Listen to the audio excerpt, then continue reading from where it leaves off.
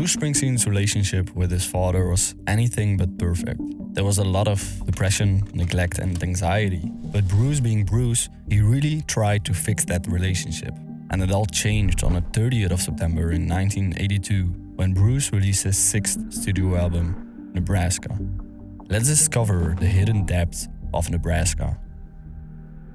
So when I was a young man and looking for a voice to meld with mine, to sing my songs and to tell my stories, well, I chose my father's voice.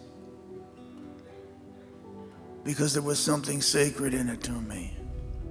Unlike previous albums, which were full of energy, youth and rock and roll, Nebraska's sound was more mature and thoughtful. With songs like Atlantic City, Johnny 99 and My Father's House, Nebraska truly reflected the story that Bruce wanted to tell. Having written many songs about people that were close to him, no song felt as personal and raw to me as My Father's House. Despite his fame and success, Bruce was grappling with the fear that he might inherit his father's own struggles with mental health, because depression was a co-traveler on Springsteen's journey wherever he went.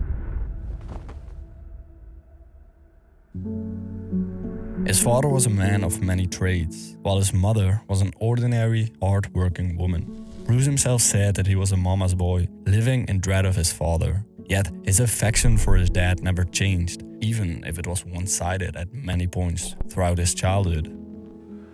Not long after he died, I have this dream. I'm on stage, I'm in front of thousands of people, and my dad's back from the dead and he's sitting in the audience, and suddenly I'm kneeling next to him in the aisle. And for a moment we both watch the man on fire on stage.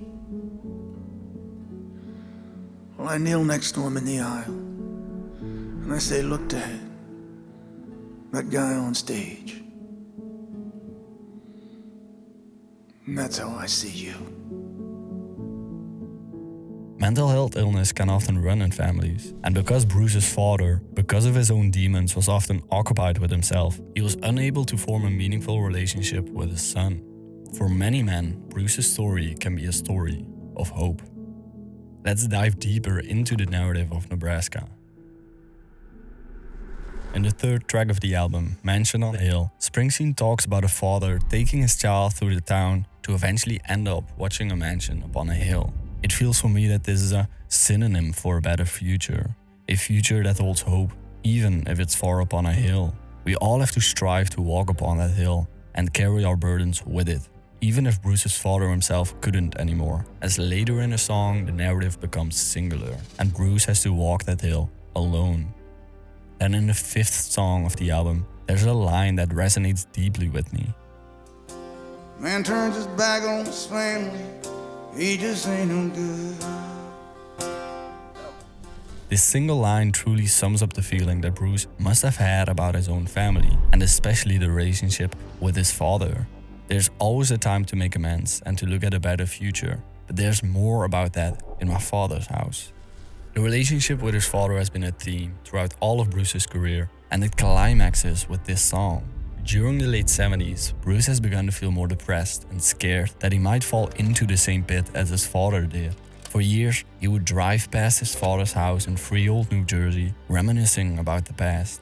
He elaborated his thoughts to his therapist, on which he responded, "What you're doing is that something bad happened and you're going back thinking that you can make it right again. You keep going back to see if you can fix it or somehow make it right." On which Bruce responded, "That is what I'm doing." Last night I dreamed that I was a child, out where the pines grow wild and tall. I was trying to make it home through the forest before the darkness falls. The song continues on the journey that Bruce finally arrives at his father's house, trying to make amends and to live in a future in which his father is present, yet that it was too late to reconcile. While in reality, there was a possibility to start anew.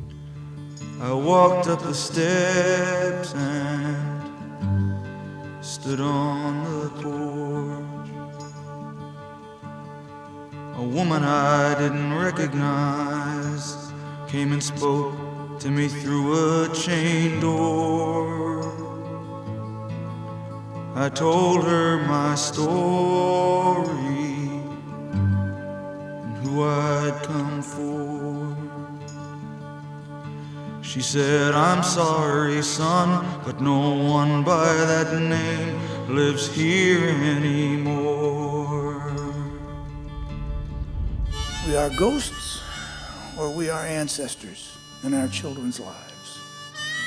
We either lay our mistakes, our burdens upon them, and we haunt them, or we assist them in laying those old burdens down, and we free them from the chain of our own flawed behavior. My father, on that day, was petitioning me for an ancestral role in my life after being a ghost for a long, long time. It was the greatest moment in my life with my dad, and it was all that I needed. And the album ends with the last lines of Reasons to Believe. Still at the end of every hard-earned day, people find some reason to believe. It perfectly sums up the whole album, tying everything together, that no matter the downfalls and struggles, the ups and downs, you've got to find a reason to believe and to not give up on anything or anyone. Nebraska is an acoustic triumph, a basic folk album in which Springsteen has stripped his art down to the core. And I've got to include a small chapter about the album cover. Just as the songs, the package that it comes in often tells the same tale, and Nebraska's no different. The cover is simple, stark and isolated, just like the songs are stripped down to their core. It is a portrait painted with old tools, a few acoustic guitars, a 4-track cassette deck, a vocabulary derived from the plain-spoken folk music of Woody Guthrie and the dark hillbilly laments of Hank Williams. The style is steadfastly, defiantly out of date, the singing flat and honest, the music stark, deliberate and unadorned. Nebraska in its whole might have been a propellant for Bruce to understand his feelings at the time. Feelings that would surface a year later.